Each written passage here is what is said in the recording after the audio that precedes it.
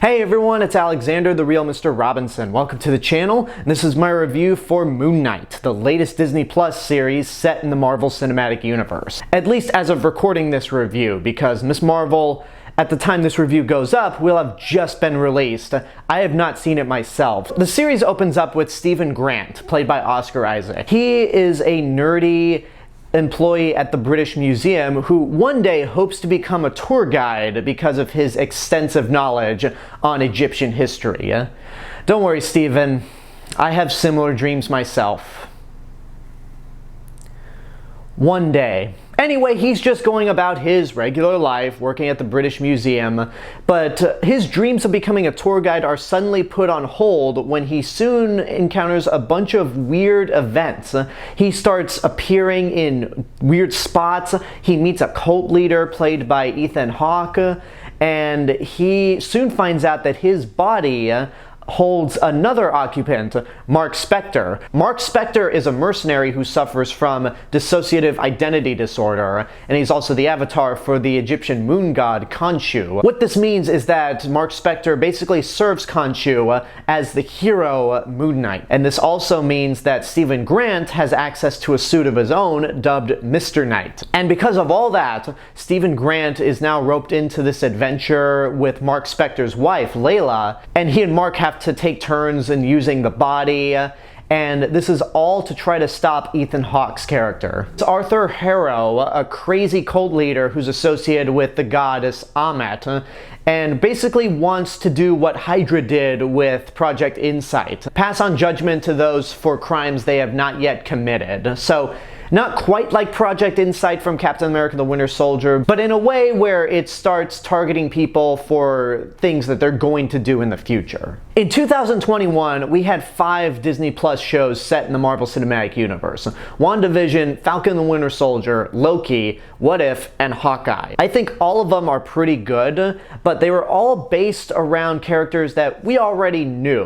We already got a sense of these people, and yes, they did introduce us new characters, and What If was certainly probably the most original of those 5, but it did focus on characters that we've already known in the Infinity Saga. While I never read any Moon Knight comics, I did know a little bit about the character going into this show, and he always seemed like such a cool idea. Here we have a hero who suffers from dissociative identity disorder, so basically he has multiple identities and not just the one. And Oscar Isaac is absolutely incredible in this role. He's always a great actor, even in his worst projects, but with this show, he has to play several different characters. Mark Spector is a tough, badass mercenary who definitely has some darkness seeded away in his past. Then on the other side, you have Stephen Grant, who is very nerdy, hopeful, optimistic. He's just lovable all around. He has a really Cockney British accent, which, when the trailers for this show started popping up, I was like, what is this terrible accent he's doing? But the longer the show goes on, the more you get used to it, and Stephen Grant ends up becoming a really fun character. Both suits, the Moon Knight suit and the Mr. Knight suit, look great. The Moon Knight suit especially is just so cool, well detailed. I know there are many aspects of it that are CG, but it's just a really cool outfit, and they did a great job translating it from the books. And the Mr. Knight suit is just so, to quote Superman the movie, "That's a bad outfit." And it just works so perfectly with the personality of Stephen Grant. Then you have Calamawy as Layla, who is Mark Spector's wife, and she is great as well. She has great chemistry with Oscar Isaac when it comes to his 2 personalities. She works well against the Mark Spector personality, how they're just a couple bickering over each other, and you can tell there's a little bit of bad blood between them. And then Stephen Grant, where she's just getting to know this personality for the first time. Ethan Hawke does do a good job at playing the villain of the show, but I didn't think there was much character behind him. I didn't find him to be a sympathetic villain. I mean, he's a cult leader. In my mind, it's just okay, a cult leader's never meant to be sympathetic in any way, so this dude was just evil from the beginning. This is one of those instances where the villain of a Marvel Cinematic Universe movie or show is not really all that strong, but I think the amount of time that we get with the two protagonists definitely makes up for what is kind of a weak villain. I really love the overall tone of this show, where it has an Indiana Jones vibe to it, with little sprinkles of the first two Mummy movies starring Brendan Fraser. I mean, those Mummy movies were inspired by Indiana Jones to begin with, but I think those movies had a little more of a comedic pop to them than Indiana Jones did, and they took place in Egypt, so it's a fair comparison. It's a great looking show with some amazing cinematography, beautiful imagery. I also noticed how very little humor that this show had compared to other MCU projects. Very similar to Falcon and the Winter Soldier, there wasn't a whole lot of comedy. I mean, most of the comedy does come from Stephen Grant. In fact, my favorite line in the show is when Khonshu realizes that Stephen Grant has the body, and he's like, oh great, the idiot's in control. And F. Murray Abraham does a really good job voicing Khonshu, and just the overall design of this moon god is cool. But most of the show is actually pretty serious. It's a little more straightforward, and what comedy there is not like overblown. And then when we get to episode 5 of this series, it's a real gut punch. There are 6 episodes of this series, and much like with WandaVision, the penultimate episode is the one where we get an explanation of what's going on with the main character.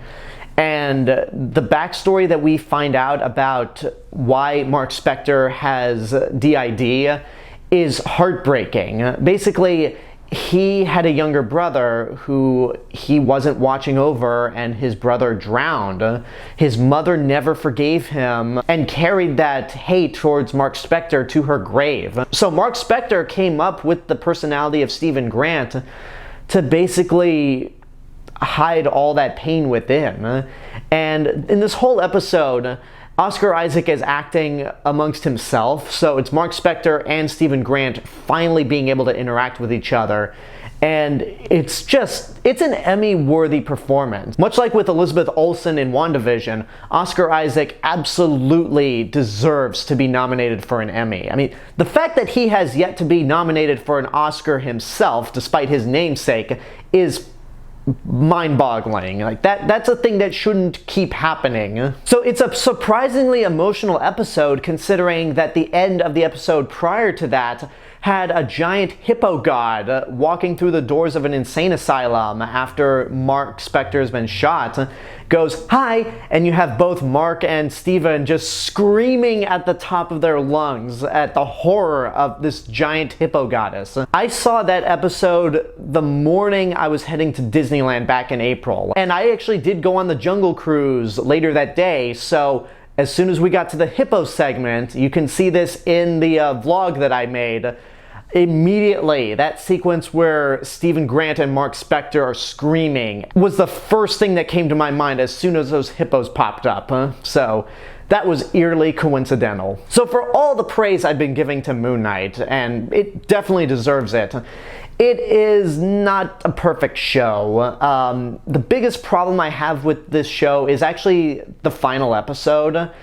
It feels a little too rushed, and it's the shortest of all 6 episodes at 44 minutes.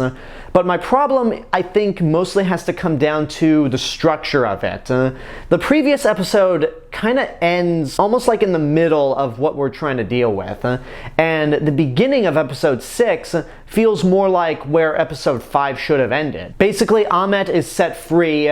She and Khonshu have this giant Godzilla vs. Kong style battle among the pyramids. Mark Spector and Stephen Grant have finally become balanced with one another. Layla becomes the Scarlet Scarab, which I feel like that could have been introduced a little earlier, but when it happens, it's so cool. It's a great costume, and I really do love the line where the girl asks her, "Are you an Egyptian superhero?" And she says, "Yes." So that's really cool.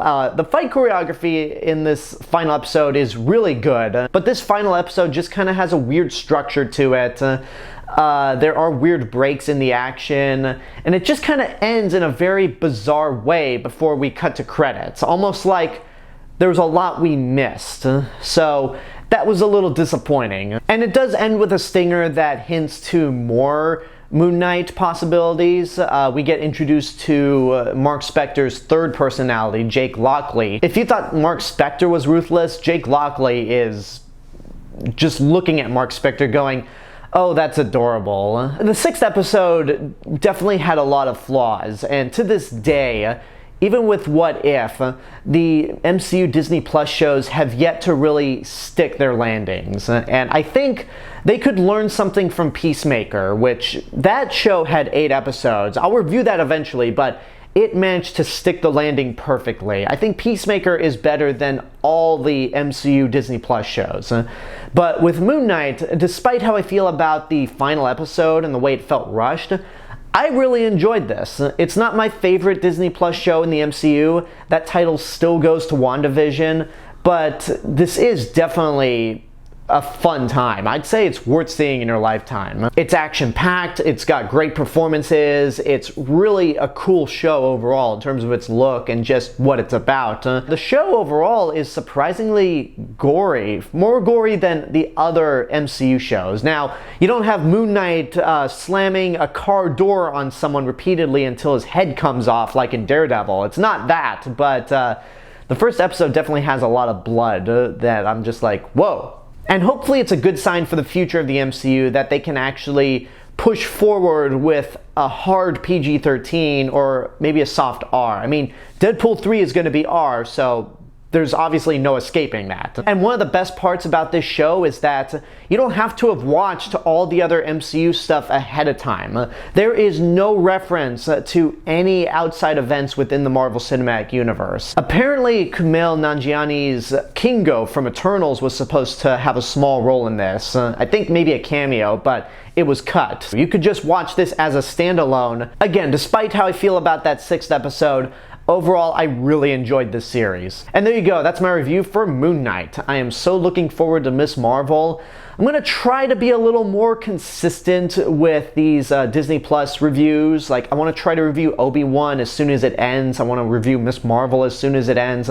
But if I don't get to Ms. Marvel by the time the last episode airs, then I'll do like I did with Moon Knight, just review it when She-Hulk comes out. But until then, I want to know what you guys think about Moon Knight. If you've seen it, what did you think? Whatever the case may be, let me know in the comments below. And until next time, this is the real Mr. Robinson telling you there's only one. Hello everyone, I just want to say thank you for watching my review for Moon Knight. Make sure you like the video, subscribe to the channel, and hit the bell button to get notifications. Don't forget to follow me on Facebook, Twitter, Instagram, go check out my Twitch channel, and support me on Patreon. I'll see you guys in the next video, but until then, have a good day, and take care of yourselves.